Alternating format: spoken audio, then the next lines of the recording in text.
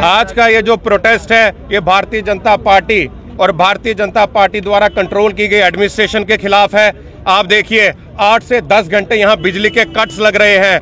इतने बिजली के कट्स आज तक नहीं लगे। यहाँ पर बात की जाती थी कि लोगों को 24 घंटे बिजली देंगे, मगर यहाँ पर 8-8, 10-10 घंटे के कट लगाए जा रहे हैं। यहाँ पर बात की जाती थी कि हम बिजली जो है हर घर में पहुंचाएंगे, मगर आप देखिए जनवरी से लेकर मार्च तक जितना पैसा इन्होंने एडवर्टीजमेंट और यहाँ पर पब्लिसिटी के लिए लगाया कि हमने बिजली ठीक कर दी है, उतना ही पैसा जो पीएम रैली के ऊपर जो एडवर्टीजमेंट के ऊपर लगा, वो सारा पैसा अगर बिजली खरीदने में लगाते तो आज 3 महीने ये बिजली लोगों को मुफ्त में दे सकते थे।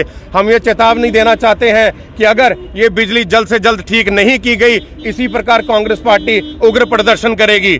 इन्होंने कहा कि हम बाहर से इंडस्ट्रीज जो है वो लाएंगे, मगर यहाँ की जो इंडस्ट्रीज है उनको भी बिजली नहीं दी जा रही। आम जनता जो है वहां पर देखिए उनको दिया जा रहा है हजारों और लाखों का सिर्फ बिल।